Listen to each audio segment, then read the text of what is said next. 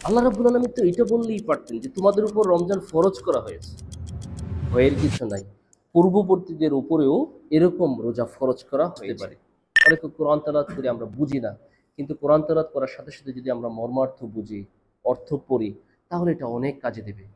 আমরা পাঁচটা পাঁচটা করে হাদিস পাঠ করলাম, শিখলাম, জানলাম, বিশ্লেষণ করলাম, এটা ভালো কাজে দেবে।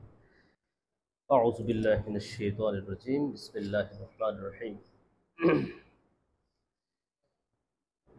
আসছে পবিত্র রমজান মাস। অল্প কয়েকদিন পরেই রমজান মাস শুরু হতে যাচ্ছে। আসলে বছরে 12টি মাস। এই মাসের মধ্যে সর্ব উত্তম এবং সর্বশ্রেষ্ঠ হল মাহে রমাদান। এই উত্তম মাস হিসেবে আমাদের কিছু করণীয় রয়েছে, যাহা আল্লাহ রাব্বুল আলামিন আমাদেরকে শিখিয়েছেন, রাসূল আকরাম সাল্লাল্লাহু আলাইহি সাল্লাম আমাদেরকে শিখিয়েছেন। তো এই রমজান উপলক্ষে আমরা কিছু প্রি প্ল্যান করতে পারি, যেগুলোকে রমজান মাস উপলক্ষে আমরা এক প্রকার প্রস্তুতি বলা চলে। আমরা জানি আল্লাহ রাব্বুল আলামিন পবিত্র কোরআন শরীফে সূরা বাকারা 183 নম্বর আয়াতে বলেছেন, ইয়া আইয়ুহাল্লাযীনা আমানু কুতিবা আলাইকুমুস সিয়াম কামা কুতিবা আলাল্লাযীনা মিন ক্বাবলিকুম লাআল্লাকুম তাত্তাকুন। হে মানবজাতি, তোমাদের উপর রোজা ফরজ করা হয়েছে, যেমনিভাবে ফরজ করা হয়েছিল তোমার পূর্ববর্তীদের উপর। আল্লাহ রাব্বুল আলামিন কেন বললেন যে পূর্ববর্তীদের উপর ফরজ করা হয়েছে? এটা কেন আমাদেরকে ইনফর্ম করলেন? আল্লাহ রাব্বুল আলামিন তো এটা বললেই পারতেন যে তোমাদের উপর রমজান ফরজ করা হয়েছে। আমরা জানি যে কোনো কিছু যখন নতুন কোনো কিছু হয়, something new we have to do, তখন আমাদের মনে একটা ভয় লাগে যে কি জানি হয়, কারণ সবচেয়ে এটা নতুন, এর পূর্বে হয়তো বা কেউ করে নাই, আমার কি করতে হবে, এরকম একটা সন্দেহের অবকাশ থাকতে পারে। এই কারণে আল্লাহ রাব্বুল আলামিন কিন্তু পরীক্ষণই বলেছেন, ভয়ের কিছু নাই, পূর্ববর্তীদের উপরেও এরকম রোজা ফরজ করা হয়েছিল। সুতরাং এইটার মাধ্যমে আমরা একটা বুঝতে পারি যে না, রমজান কোনো ভয়ের কারণ নাই, পূর্ববর্তীদের উপর আল্লাহ রাব্বুল আলামিন ফরজ করেছেন। এই কারণে আমরা দেখব, যখন আমরা কোরআন শরীফ, হাদিস শরীফ বিশ্লেষণ করব, যে আল্লাহ রাব্বুল আলামিন হযরত আদম আলাইহিস সালাম থেকে রাসূল আকরাম সাল্লাল্লাহু আলাইহি ওয়াসাল্লাম পর্যন্ত বিভিন্ন যুগে এই রমজান কিন্তু ছিল, উপবাস ছিল, বাট পদ্ধতিটা ভিন্ন ছিল। আমাদের যে পদ্ধতি, সুবে সাদিক হতে সূর্যাস্ত পর্যন্ত উপবাস থাকা, হয়তোবা এই সময় পদ্ধতিটা ভিন্ন ছিল, কিন্তু এই রমজানের বা রোজার উপবাসের সিস্টেমটা আল্লাহ রাব্বুল আলামিন আমাদের নবী আলাইহিস সালামের পূর্ববর্তীদের উপরও ফরজ করেছেন। এই আয়াতের শেষে বলেছেন লাআল্লাকুম তাত্তাকুন, যেন তোমরা মুত্তাকি হইতে পারো। তাহলে মুত্তাকি হইতে হলে এই রমজান উপলক্ষে যেহেতু আল্লাহ রাব্বুল আলামিন মুত্তাকি হওয়ার একটা সুযোগ করে দিয়েছেন, অবশ্যই প্রি প্ল্যান বা কি প্রস্তুতি, এই প্রস্তুতি আমাদের জানার দরকার আছে। এক নাম্বার, নিয়ত করা। এই যে আসন্ন রমজান, রমজান মাস আসতেছে, আমাদেরকে নিয়ত সহি রাখতে হবে, সহি, যা আমরা রোজা রাখবো। রাসূল সাল্লাল্লাহু আলাইহি সাল্লাম বলেছেন, ইন্নামাল আমালু বিন্নিয়াহ, যে সকল কাজ নিয়তের উপরে নির্ভরশীল। আমরা জানি নিয়ত করার ফলে একটি কাজ ভালো কাজে রূপান্তরিত হইতে পারে, আবার নিয়তের উপরে নির্ভর করে একটি কাজ, সেম কাজটি আবার খারাপ কাজে রূপান্তরিত হইতে পারে।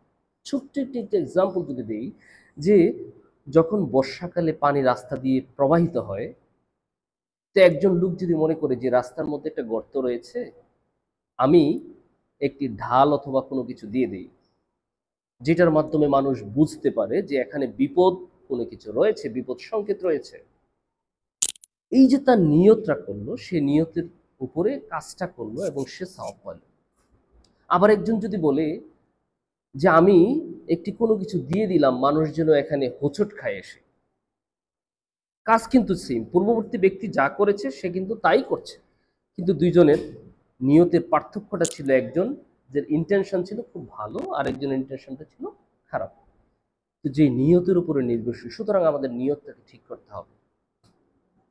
তো এই আসন্ন রমজান উপলক্ষে আমাদের প্রথমে নিয়ত ঠিক করতে হবে যে আমরা ইনশাল্লাহ রমজানের যথোপযুক্ত যে আমল অথবা রমজানের যে সম্মান, রমজানের যে রমজান মাসের যে অধিকার, এগুলো আমরা পালন করব। দ্বিতীয় কথা হলো, এই রমজানের আগের মাস আমরা জানি যে শাবান মাস। এই শাবান মাস আল্লাহ রাসূল সাল্লাল্লাহু আলাইহি সাল্লাম কিন্তু রোজা রেখেছেন এবং তিনি দোয়া করতেন, হে আল্লাহ আমাকে রমজান পর্যন্ত পৌঁছে দেন। ওয়াবাল্লিগনা রমাদান, তিনি দোয়াতে বলতেন যে রমজান পর্যন্ত পৌঁছে দেন। সুতরাং আমরা এই শাবান মাস এখন চলছে, কিছুদিন পরে রমজান শুরু হবে। আমরা রমজানের প্রস্তুতি স্বরূপ শাবান মাসে যদি পারি রোজা রাখতে হবে। আরেকটি বিষয় হলো, এই রমজান মাসে মুসলমানদের জন্য একটি প্রকৃত সুযোগ। আমরা যদি এক রমজান থেকে অন্য আরেকটা রমজান 1 বছর কাউন্ট করি এবং যদি মনে মনে একটা প্রাণপণ দৃঢ় চেষ্টা করি যে এই রমজান থেকে আগামী রমজান পর্যন্ত আমি কোরআন তেলাওয়াত করব, হাদিস পাঠ করব, কোরআন তেলাওয়াতের কিছু অংশ মুখস্থ করব, হাদিস, রাসূলের হাদিস নিয়মিত পাঠ করব, এটা যদি আমরা একটা প্ল্যান করতে পারি, এক রমজান থেকে আরেকটি রমজান পুরো 1 বছরের প্ল্যান করতে পারি, এবং এই প্ল্যানটা যদি এখনই সময় খুব সাজানো, কারণ কয়েকদিন পরে রমজান, সুতরাং এই রমজান উপলক্ষে আমরা কোরআন তেলাওয়াত করতে পারি এবং কোরআন তেলাওয়াতটা অবশ্যই বাংলা তর্জমা সহ যেন আমরা বুঝতে পারি। অনেকে কোরআন তেলাওয়াত করি আমরা বুঝি না, কিন্তু কোরআন তেলাওয়াত করার সাথে সাথে যদি আমরা মর্মার্থ বুঝি, অর্থ পড়ি, তাহলে এটা অনেক কাজে দেবে। এবং রাসূল সাল্লাল্লাহু আলাইহি সাল্লাম বলেছেন, কোরআন তেলাওয়াত যে বুঝে পড়া মানে অর্থ সহ পড়া, কোরআন তেলাওয়াত যে আমরা পড়ি না বুঝে, এটা 70 গুণ পর্যন্ত সওয়াব পাওয়া যায়। সুতরাং আর রমজান মাস উপলক্ষে তো পড়লে এটার সওয়াব আরো 10 থেকে 70 গুণ পর্যন্ত সকল ভালো কাজ এর মর্যাদা বাড়িয়ে দেওয়া হয়। সুতরাং আমরা এই পূর্ব প্রস্তুতি হিসাবে আমরা একটা পণ করতে পারি যে কোরআন তেলাওয়াত করব অর্থসহ, এবং আমরা হাদিস পাঠ করতে পারি। প্রতি রমজানে যদি আমরা একটা ভাগ করি যে হাদিস কয়টি পাঠ করলাম, প্রতিদিন প্রথম রমজান, দ্বিতীয় রমজান, এইভাবে একেবারে মানে প্রথম দিন দ্বিতীয় দিন হিসাবে 30 দিন পর্যন্ত আমরা 5টা করে হাদিস পাঠ করলাম, শিখলাম, জানলাম, বিশ্লেষণ করলাম, এটা ভালো কাজে দেবে।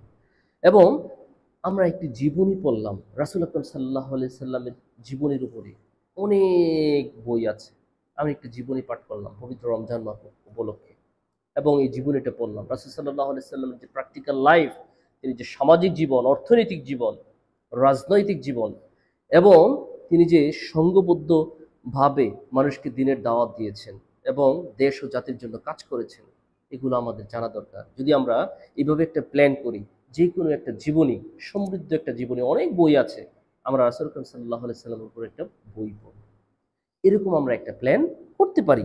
আরেকটি হলো সৎ কাজের আদেশ দেওয়া, অসৎ কাজের নিষেধ করা। এই পবিত্র রমজান উপলক্ষে আমরা যদি এটা একটা প্র্যাকটিক্যাল লাইফে যদি অ্যাপ্লাই করি যে সৎ কাজ অবশ্যই করব, অসৎ কাজে বাধা দিব, অ্যাটলিস্ট বুঝাবো যে খারাপ কাজ করা যাবে না।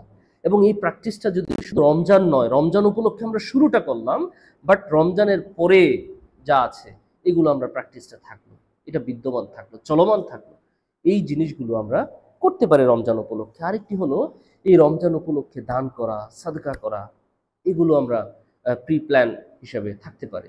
এবং আরেকটি সুন্দর একটি প্ল্যান করতে পারি যে রমজানের যে আমলগুলো আমি শুধু নিজে না করে পারিবারিকভাবে যদি আমরা করতে পারি, তাহলে আমরা জানি যে পরিবার হলো সর্বনিম্ন একটি গোষ্ঠী। এই পরিবার যদি ঠিক হয়, একটি সমাজ ঠিক হবে। প্রতিটা পরিবার যদি ঠিক হয়ে যায়, সমাজ কিন্তু অটোমেটিক ঠিক হয়ে যাবে। যদি প্রতিটা সমাজ ঠিক হয়ে যায়, তাহলে একটি থানা অথবা একটি জেলা ঠিক হয়ে যাবে। প্রতি থানা জেলা যদি ঠিক হয়ে যায়, পুরো রাষ্ট্র ঠিক হয়ে যাবে। সুতরাং কোনো কিছু ভালো কাজ হোক, শুরুটা করতে হবে পরিবার দিয়ে। সুতরাং আমরা পরিবারের যে সদস্য আছে, আমি নিজে আমল না করে আমি যদি মনে করি যে আমাদের পরিবারের ফ্যামিলির সদস্য যারা যারা আছে সবাইকে নিয়ে রমজানের উপলক্ষে এই আমল জারি করব এবং রমজানের শেষ হওয়ার পরেও এটা আমরা চালু রাখবো, এরকম একটা সুন্দর একটা প্ল্যান করতে পারি। এবং ইসলামের যে দৈনন্দিন কাজ, যেগুলো রিচুয়াল অ্যাক্টিভিটিস অফ ইসলাম, নামাজ, রোজা, হজ, জাকাত, এগুলো যাদের মধ্যে নাই আমরা বুঝিয়ে তাদেরকে দিনের পথে আনলাম। এবং এই রমজান উপলক্ষে যদি একটা চালু হয়ে যায়, এই আহ, আহ, এই গতিটা ইনশাল্লাহ আমাদের মধ্যে থাকবে। সুতরাং আমাদের এই সামনে বা আগত রমজান উপলক্ষে যা যা আলোচনা করা হয়েছে এগুলোর প্রতি, এবং আল্লাহ রাব্বুল আলামিন যেভাবে বলেছেন, রাসূল আকরাম সাল্লাল্লাহু আলাইহি সাল্লাম যেভাবে রোজা রেখেছেন নিয়তের সাথে এবং সওয়াবের আশায়, আমরা যেন রোজা পালন করতে পারি।